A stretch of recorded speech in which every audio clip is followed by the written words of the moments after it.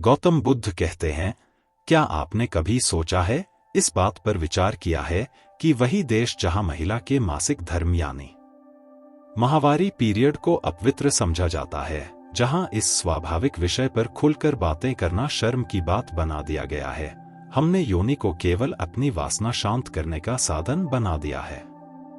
यही सबसे बड़ा कारण है कि आज दुनिया में बलात्कार, हिंसा और स्त्रियों के प्रति इतना गहरा अनादर देखने को मिलता है। जब किसी समाज से किसी स्रोत का सम्मान खत्म हो जाता है, तो वही स्रोत धीरे धीरे उस समाज को ऊर्जा देना बंद कर देता है और अंततः पतन शुरू हो जाता है। कामाख्या देवी हमें यही कठोर लेकिन सत्य बात याद दिलाती हैं, हे मनुष्य, जिसे तू केवल भोग की वस्तु समझ रहा है, वही साक्षात जगदम्बा है। वही शक्ति है जिसने तुझे 9 महीने अपने गर्भ में धारण किया, अपने रक्त से तुझे पोषित किया और अपना सर्वस्व देकर तुझे इस संसार में लाया। उसका सम्मान कर, उसका आदर कर, क्योंकि वही जीवन की जड़ है। मैं बात कर रहा हूं कामाख्या मंदिर की, वह अनूठा तीर्थ जहां साल में कुछ दिनों के लिए मुख्य द्वार बंद कर दिए जाते हैं, क्योंकि मान्यता है कि उन दिनों मां कामाख्या पर मासिक चक्र आता है। आश्चर्यजनक बात यह भी है कि उन विशेष दिनों में पास बहने वाली विशाल ब्रह्मपुत्र नदी का पानी रहस्यमय रूप से लाल दिखाई देता है। क्या यह केवल एक चमत्कार है या इसके पीछे कोई गूढ़ विज्ञान छिपा है? हमारे प्राचीन ऋषिमुनियों ने, जिन्होंने ब्रह्मचर्य और संयम का पालन किया, वही योनि पूजा को तांत्रिक साधना का उच्चतम और पवित्रतम रूप माना। यह कोई तुच्छ बात नहीं थी। जिस दिन एक पुरुष स्त्री की योनि को कामुक दृष्टि से नहीं, बल्कि सृजन के पवित्र मंदिर के रूप में देखना शुरू कर देगा, उस दिन उसका ब्रह्मचर्य स्वतः सिद्ध हो जाएगा। तब उसके भीतर गंदी वासना नहीं, बल्कि विस्मय और आश्चर्य जन्म लेगा। वह सोचने लगेगा, कैसे इतनी छोटी सी जगह से इतना विराट जीवन निकल आता है? कैसे एक आत्मा इसी द्वार से इस संसार में प्रवेश करती है? कैसे निराकार परमात्मा यहां आकर साकार हो जाता है? यही प्रश्न मनुष्य को ध्यान की ओर ले जाते हैं। यही प्रश्न उसे समाधि की ओर धकेलते हैं, जहां विज्ञान भी मौन हो जाता है।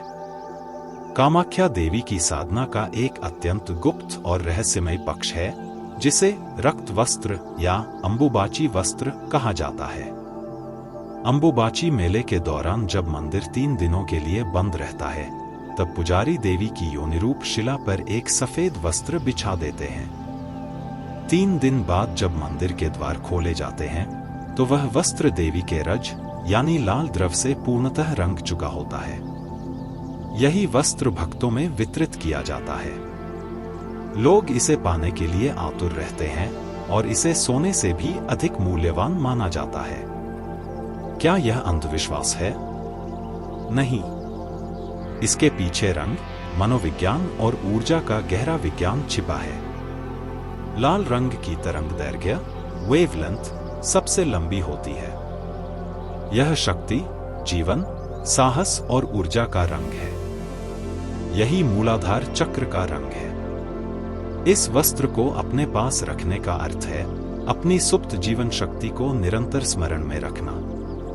यह एक मनोवैज्ञानिक एंकर है, एक ट्रिगर जो अवचेतन मन को बार बार यह संदेश देता है कि तुम शक्ति के पुत्र हो, तुम दुर्बल नहीं हो सकते। और मनोविज्ञान स्पष्ट कहता है, जिस मनुष्य को यह विश्वास हो जाए कि कोई दिव्य शक्ति उसके साथ है, वह असंभव को भी संभव कर दिखाता है। कामाख्या मंदिर के बाहर भी रहस्यों की एक पूरी दुनिया है। वहां 10 महाविद्याओं के मंदिर स्थित हैं: काली, तारा, षोडशी, भुवनेश्वरी, भैरवी, छिन्नमस्ता, धूमावती, बगलामुखी, मातंगी और कमला। ये 10 देवियां स्त्री के 10 अलग अलग स्वरूप हैं। कोई सौम्य है, कोई उग्र, कोई सुंदर है तो कोई भयानक। यह दर्शाता है कि स्त्री केवल कोमलता का प्रतीक नहीं है, वह चंडी भी है। वह जीवन देने वाली भी है और आवश्यकता पड़ने पर सहार करने वाली भी। कामाख्या में आकर मनुष्य स्त्री के इन सभी रूपों को स्वीकार करना सीखता है, क्योंकि पूर्णता केवल सुंदरता में नहीं, बल्कि रौद्र और सौम्यता दोनों के संतुलन में है। एक और गहन सत्य यह है कि हम मंदिर क्यों जाते हैं। मंदिर केवल मांगने की जगह नहीं है, वह उस ब्रह्मांडीय ऊर्जा से जुड़ने का माध्यम है। कामाख्या मंदिर की बनावट ऐसी है कि जब भक्त उस संकरी, अंधेरी और नम गुफा में उतरता है तो उसे ऐसा अनुभव होता है जैसे वह पुनः मां के गर्भ में लौट आया हो। वही अंधकार, वही शांति, वही संरक्षण। यह एक रीबर्थ यानी पुनर्जन्म की प्रक्रिया है। जब वह भक्त उस गुफा से बाहर आता है तो प्रतीकात्मक रूप से वह नया मनुष्य बन चुका होता है। उसकी पुरानी पहचान, उसके पाप, उसकी कुंठाएं उसी गर्भ में छूट जाती है। वह द्विज हो जाता है, जिसका दूसरा जन्म हुआ हो। यह एक गहरी मानसिक और आध्यात्मिक चिकित्सा है। आधुनिक विज्ञान जिसे ब्लैक होल कहता है, कामाख्या का दर्शन उससे आश्चर्यजनक रूप से मेल खाता है। ब्लैक होल भी तो ब्रह्मांड की एक महायोनि है, जहां पुराना सब कुछ समा जाता है, नष्ट हो जाता है और वहीं से नई आकाशगंगाओं, नए तारों का जन्म होता है। उसका गुरुत्वाकर्षण इतना प्रबल होता है कि प्रकाश भी उससे बच नहीं सकता। ठीक उसी प्रकार स्त्री के गर्भ और योनि में भी एक अद्भुत आकर्षण शक्ति होती है। वह आत्मा को खींचने की क्षमता रखती है। तंत्र विज्ञान कहता है कि पुरुष के पास केवल बीज है, एक कोड, एक संकेत। लेकिन उस कोड को पढ़कर, उसे डिकोड करके, उसे मांस, मज्जा और जीवन देने की क्षमता केवल प्रकृति के पास है, केवल स्त्री के पास। पुरुष केवल शुरुआत कर सकता है, निर्माण को पूर्णता तक पहुंचाने वाली शक्ति स्त्री ही है।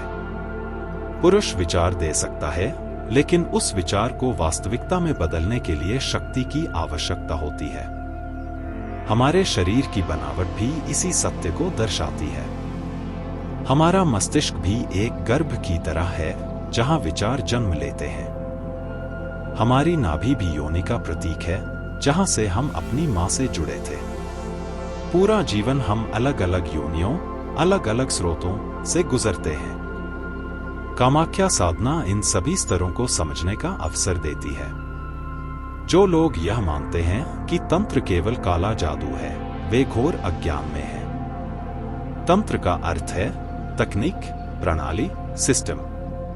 कामाख्या तंत्र का विश्वविद्यालय है। यहाँ सिखाया जाता है कि कैसे अपनी ही इंद्रियों का उपयोग करके अपनी ही काम ऊर्जा को साधकर परम चेतना तक पहुंचा जा सकता है।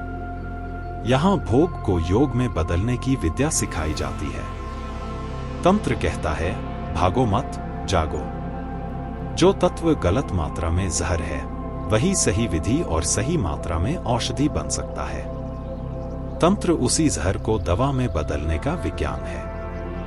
कामाख्या के पास बहने वाली ब्रह्मपुत्र नदी का लाल होना, चाहे वह लौह अयस्क, आयरन ऑक्साइड के कारण हो या किसी और प्राकृतिक प्रक्रिया से, यह उतना महत्वपूर्ण नहीं है। विज्ञान अपने तर्क दे सकता है और भक्त अपनी आस्था रख सकते हैं। लेकिन दोनों के बीच जो सबसे महत्वपूर्ण बात है, वह यह है कि कामाख्या हमें सृष्टि, स्त्री और जीवन के प्रति देखने की एक नई दृष्टि देती है।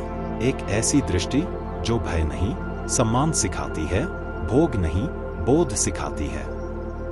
वहां एक ऐसा मंदिर भी मौजूद है जो पूरी तरह से उसका उल्टा संदेश देता है। उस समाज में जहां अभी भी कई घरों में मासिक धर्म के दिनों में स्त्रियों को रसोई या मंदिर में नहीं आने दिया जाता, गुवाहाटी के नजदीक नीलांचल पर स्थित एक अनोखा स्थान है, जहां देवी की रजस्वला अवस्था को महापर्व की तरह मनाया जाता है। इस मंदिर में न तो किसी देवी की मूर्ति है, न कोई चेहरा। यहाँ पूजा उस पवित्र शक्ति स्थान की होती है जिससे सारा जीवन निकलता है, योनि। यही वह अंग है जिससे इस ब्रह्मांड की उत्पत्ति हुई है। गौतम बुद्ध कहते हैं, आजकल का समाज जो भौतिक सुखों और काम केंद्रित सोच में उलझ गया है, योनि शब्द को मामूली करार दे चुका है। इसे शरारत या वासना की चीज बना दिया गया है। पर हमारे पूर्वजों के लिए यह शब्द किसी अंग से कहीं अधिक था। वे इसे उस स्रोत के रूप में देखते थे जिससे प्रत्येक सृष्टि का आरंभ होता है। संस्कृत में योनि का अर्थ सीमित नहीं, यह स्रोत उद्गम है, वह मूल स्थान जहां से कोई भी जीवन, कोई भी चीज जन्म लेती है। ऋषियों की दिव्य दृष्टि ने यह देखा कि इस अथाह ब्रह्मांड में हर चीज कहीं से उत्पन्न होती है। एक बीज जब जमीन में समा जाता है तो वह विशाल वृक्ष बन जाता है। एक विचार जब मन की गहनता में उतरता है तो वह नया आविष्कार बनाता है, और एक निराकार आत्मा जब मां के गर्भ से उतरती है तो हड्डियों और मांस का शरीर बनकर इस धरती पर आता है। इसलिए योनि सिर्फ शारीरिक अंग नहीं, बल्कि एक ब्रह्मांडीय द्वार है, एक ऐसा पोर्टल जो अदृश्य को दृश्य में बदलता है, सूक्ष्म को स्थूल बनाता है। कामाख्या मंदिर यही सृजनशील ऊर्जा का केंद्र है। पौराणिक कथा के अनुसार जब शिव ने सती का दाही अंग लेकर रोष में तांडव किया तो विष्णु ने सृजन की रक्षा के लिए सती के शरीर को अनेक टुकड़ों में विभक्त कर दिया। जहां जहां वह टुकड़े गिरे वे शक्तिपीठ बन गए। नीलांचल पर सती की योनि गिरने के कारण कामाख्या को इन शक्तिपीठों में सर्वोच्च माना जाता है। यह केवल एक कथा नहीं, यह ऋषियों की दी हुई गहन सीख है कि जीवन का मूल और सृष्टि का केंद्र स्त्री की यह ऊर्जा ही है। हमारे समाज की नजर में मासिक धर्म को आज गंदगी समझकर छिपाया जाता है। पैड एक काली थैली में छुपा कर लाए जाते हैं, जैसे कोई गलती की हो। किंतु तंत्र शास्त्र इसे ऊर्जा का उत्सव मानता है। कामाख्या में हर साल जून के समय जब सूर्य मिथुन राशि में प्रवेश करता है तब अंबु भाची मेला लगता है। एक समय जब यह शक्ति सार्वजनिक रूप से सम्मानित और मनाई जाती है। तो आइए अपने पूर्वाग्रहों को किनारे रखें, अपनी चेतना खोलें और उस प्राचीन ज्ञान की ओर देखें जिसने योनि को केवल अंग नहीं बल्कि सृजन का पवित्र केंद्र माना। पिछली बार हमने शिव यानी पुरुष ऊर्जा और बीज पर चर्चा की थी। आज हम शक्ति यानी स्त्री ऊर्जा और गर्भ के बारे में जानेंगे। क्योंकि शिव बिना शक्ति के निर्जीव है और बीज बिना मिट्टी के नाम मात्र। अब अपने मन को तैयार कीजिए, हम उस रहस्यमय गुफा की ओर बढ़ने वाले हैं जहां सृष्टि के निर्माण का एक अनमोल विज्ञान छिपा है। गौतम बुद्ध कहते हैं, इसे पृथ्वी का रजस्वला काल भी कहा जाता है। एक ऐसा समय जब धरती माता, जो हमारी पालनहार है, अपनी सृजनात्मक ऊर्जा और उपजाऊ शक्ति को एक तरह से रिचार्ज कर रही होती है। प्राचीन समाजों में इसे बेहद सम्मान के साथ लिया जाता था। किसान उस समय हल नहीं चलाते, खेत नहीं खोदते, ताकि धरती को आराम मिल सके और वह स्वयं को नवजीवित कर सके। यह प्रकृति के साथ सामंजस्य और एक होने का एक बेहद कोमल तरीका था, जिसे आज हम भूलते जा रहे हैं। थोड़ी गहराई से सोचिए, खून क्या है?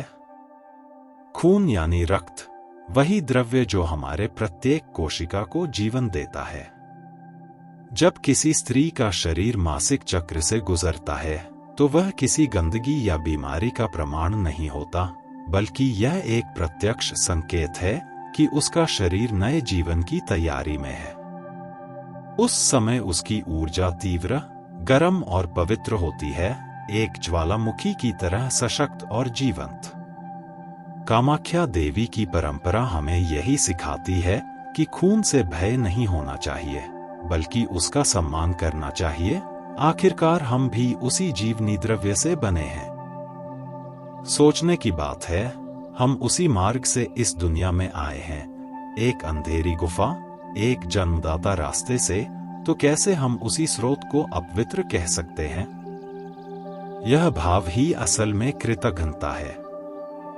हमारे ऋषियों ने राहत, संयम और ब्रह्मचर्य का पालन करते हुए भी योनि और मासिक धर्म को तंत्रिक और आध्यात्मिक दृष्टि से सर्वोपरि माना। इसका अर्थ यह नहीं कि काम वासना को आप खुलकर बरतें, बल्कि इसका अर्थ यह है कि कामकामी ऊर्जा को समझें, स्वीकारें और उसे उच्चतम रूप में परिणत करें। आम भाषा में कहा जाए तो अघोरी, तांत्रिक और साधु इसीलिए कामाख्या की ओर आकर्षित होते रहे। यहाँ वे कोलाचार या राष्ट्रीय तंत्र साधनाएं करते हैं जो काम ऊर्जा को नष्ट करने की बजाय उसे स्वीकार कर, नियंत्रित कर और ऊपर उठाने का अभ्यास कराती हैं।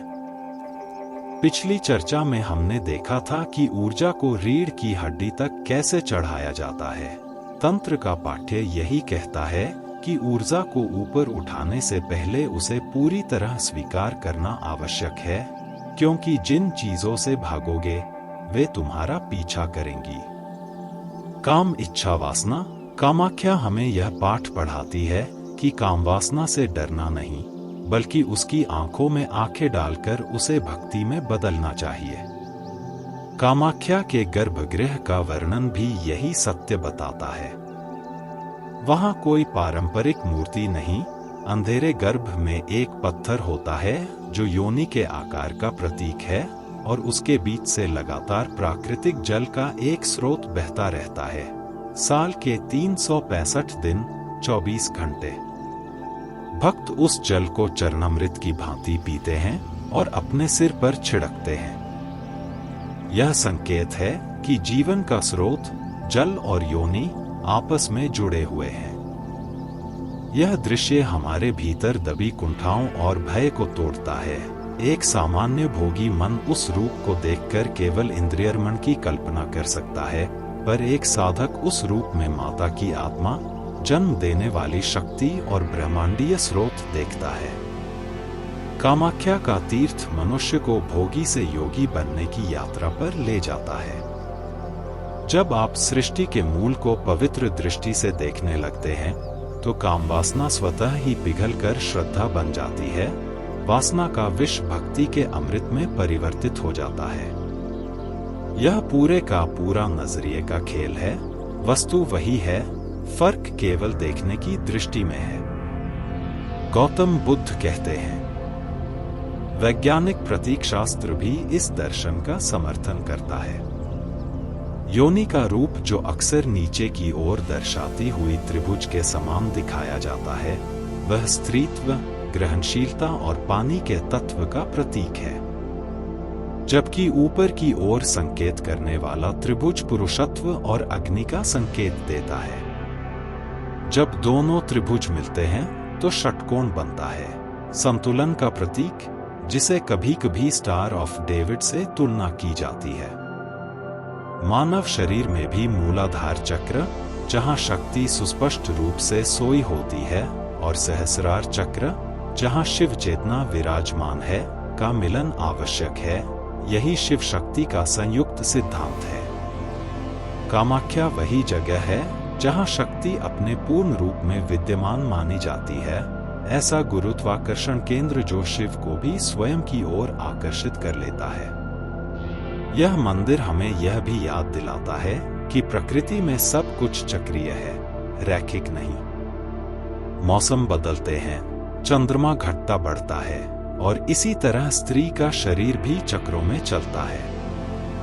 पुरुष के शरीर की सापेक्ष स्थिरता सूर्य जैसी है, स्त्री का शरीर तरलता और परिवर्तनशीलता में चंद्रमा जैसा है, इसलिए वह प्रकृति के अधिक समीप है। उसकी भीतरी लय समुद्र की ज्वारभाटा की तरह उठती गिरती है। कामाख्या में जाने वालों ने यह महसूस किया है कि नीलांचल पर्वत पर एक विशेष चुंबकीय ऊर्जा है। वह नशा किसी पदार्थ का नहीं, बल्कि सृजन ऊर्जा का है। यहाँ की जियोमैग्नेटिक फील्ड का प्रभाव आपके मूलाधार चक्र पर महसूस होता है। आज की पीढ़ी के लिए कामाख्या का संदेश अत्यंत प्रासंगिक है। इंटरनेट युग में असभ्यता और अतिशयोक्ति ने हमारी समझ को मोड़ दिया है। पोर्नोग्राफी ने कामवासना को केवल एक भौतिक वस्तु बना दिया है, और हमने स्त्री शरीर को सिर्फ मांस का टुकड़ा समझना शुरू कर दिया है। पर कामाख्या हमें याद दिलाती है कि स्त्री ऊर्जा पवित्र है, जीवनदायिनी है, और उसे सम्मान और समझ के साथ देखा जाना चाहिए, न कि शर्म, न ही छिपाने की वस्तु के रूप में। गौतम बुद्ध कहते हैं, यह घटना हमें रुककर सोचने पर मजबूर करती है। यह केवल कोई धार्मिक रिवाज नहीं, बल्कि प्रकृति के चक्रों का सम्मान सिखाने वाली एक गहरी शिक्षा है। जैसे पृथ्वी का रजस्वला काल बताता है कि धरती भी एक जीवित इकाई है, वह सांस लेती है, उसे पीड़ा होती है, वह बनाती है और पोषण भी करती है, उसी तरह कामाख्या की परंपरा हमें याद दिलाती है कि जिस स्रोत ने हमें जीवन दिया उसे हम अपवित्र कैसे कह सकते हैं। असल बात यह है कि हमने योनि को सिर्फ अपनी वासना शांत करने का माध्यम बना दिया है। इस नजरिए ने समाज में बहुत बड़ा नुकसान किया। यहीं से बलात्कार, हिंसा और महिलाओं के प्रति अनादर जैसी बुराइयां पनपती हैं। जब किसी चीज का सम्मान बंद हो जाता है तो वह चीज हमें ऊर्जा देना बंद कर देती है और समाज का पतन शुरू हो जाता है। इसलिए सबसे पहले जरूरी है समझना कि पवित्रता मन में होती है। खून या शरीर का कोई अंग अपवित्र नहीं होता, देखने वाले की नजर ही उसे अपवित्र बना देती है। कामाख्या मंदिर और उसकी परंपराएं हमें 3 अहम बातें सिखाती हैं। पहली, पवित्रता हृदय और दृष्टि में रहती है। अगर दृष्टि बदल जाएगी तो हर चीज शिव शक्ति का स्वरूप बनकर दिखेगी। दूसरी, स्त्रीय शक्ति का सम्मान अनिवार्य है। बिना मातृशक्ति के सम्मान के कोई समाज महान नहीं बन सकता। यत्र नारस्तु पूजन्ते तत्र देवता। यह पूजा सिर्फ आरती नहीं बल्कि उनकी शारीरिक और मानसिक प्रक्रियाओं का सम्मान भी है। तीसरी, ऊर्जा का संतुलन जरूरी है। जीवन केवल तर्क या कठोरता से नहीं चलता, उसमें करुणा, संवेदना और सृजनात्मक शक्ति भी उतनी ही जरूरी है। कामाख्या के अंबुबाची महोत्सव में जो रक्त वस्त्र मिलता है उसे लोग बहुत कीमती मानते हैं। यह सिर्फ अंधविश्वास नहीं, इसके पीछे रंग, मनोविज्ञान और ऊर्जा का लंबा अर्थ छिपा है। लाल रंग मूलाधार चक्र, जीवन ऊर्जा और आकर्षण का प्रतीक है। उस वस्त्र को पास रखना एक मनोवैज्ञानिक एंकर बनता है जो अवचेतन में यह संदेश देता है कि हम शक्ति के वंशज हैं और हमें कमजोर नहीं समझना चाहिए। जब इंसान में यह विश्वास आता है कि कोई दिव्य शक्ति उसके साथ है तो वह असंभव को भी संभव कर देता है। कामाख्या मंदिर केवल एक पत्थर या इमारत नहीं है, वह चेतना का विश्वविद्यालय है। मंदिर का गर्भगृह संकरा, नम और अंधेरा होता है। गर्भ में बनी वह शिला और उससे बहता जल जीवन स्रोत का प्रतीक है। गुफा में उतरने का अनुभव कुछ ऐसा है जैसे आप फिर से मां के गर्भ में लौटे हों। यह प्रतीकात्मक पुनर्जन्म है। जब भक्त बाहर निकलता है तो वह एक नया इंसान बनकर निकलता है। पुरानी पीड़ा, अहंकार और कुंठाएं वहीं रुक जाती हैं। आधुनिक विज्ञान में ब्लैक होल की अवधारणा से यह तुलना करना गलत नहीं है। जहां कुछ समाकर नया जन्म होता है, ठीक वैसे ही योनिगर्भ में एक गुरुत्वाकर्षण है जो आत्मा को साकार करने की शक्ति रखता है। गौतम बुद्ध कहते हैं, तंत्र विज्ञान का अर्थ सिर्फ काला जादू नहीं बल्कि एक प्रणाली और तकनीक है। तंत्र सिखाता है कि कैसे अपनी इंद्रियों और काम ऊर्जा को स्वीकार कर उसे ऊपर उठाया जा सकता है, भोग को योग में बदला जा सकता है। जिस चीज से आप भागेंगे वह आपका पीछा करेगी, इसलिए पहले स्वीकार करना पड़ता है, फिर उसका रूपांतरण करना। कामाख्या में 10 महाविद्याओं के मंदिर हैं। काली, तारा, षोडशी, भुवनेश्वरी, भैरवी, छिन्नमस्ता, धूमावती, बगलामुखी, मातंगी और कमला, जो स्त्री के विभिन्न रूपों, सौम्यता से लेकर रौद्रता तक को दर्शाती हैं।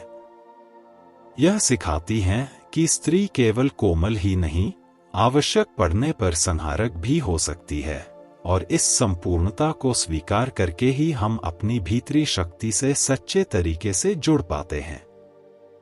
गौतम बुद्ध कहते हैं, हमारे शरीर और जीवन के चक्र भी यही संदेश देते हैं। हमारा मस्तिष्क एक तरह का गर्भ है जहां विचार जन्म लेते हैं। नाभि योनि की तरह है जिससे हम मां से जुड़े थे। पूरा जीवन हम अलग अलग स्रोतों से होकर गुजरते हैं। इसलिए कामाख्या की साधना इन सभी स्तरों को समझने का अवसर देती है। यह मानसिक और आध्यात्मिक चिकित्सा है जो व्यक्ति को भोगी से योगी बनने में मदद करती है। निष्कर्ष सरल है, कामाख्या कोई अंधविश्वास का ठिकाना नहीं, बल्कि जीवन, स्त्री और ब्रह्मांड के गहरे विज्ञान की प्रयोगशाला है। इसका मूल संदेश हमें 3 बातों पर लाता है। 1. पवित्रता मन की होती है। 2. स्त्री शक्ति का सम्मान अनिवार्य है। और 3. ऊर्जा का संतुलन जीवन के लिए आवश्यक है। अगली बार जब आप कामाख्या या योनि शब्द सुने तो संकोच न करें। गर्व महसूस कीजिए कि हमारी सनातन संस्कृति ने शरीर के हर कण में दिव्यता देखी। अपनी काम ऊर्जा यानी बीज की रक्षा करिए और उसे सही भूमि में बोइए। अपने भीतर की स्त्री शक्ति, देखभाल भाव और रचनात्मकता को जगाइए। तभी आप पूरा बनेंगे, तभी आप अर्धनारीश्वर बन पाएंगे, क्योंकि पूर्णता केवल पुरुष में नहीं, न केवल स्त्री में है, बल्कि उनके मिलन में है। यही कामाख्या का असली उपदेश है। यह मंदिर पत्थर का नहीं, चेतना का है। आंतरिक गुफा में उतरिए जहां आपकी आत्मा का जन्म होता है और अपने जीवन में इस ज्ञान को उतारिए। धन्यवाद। आपका चैनल सनातन बटवा।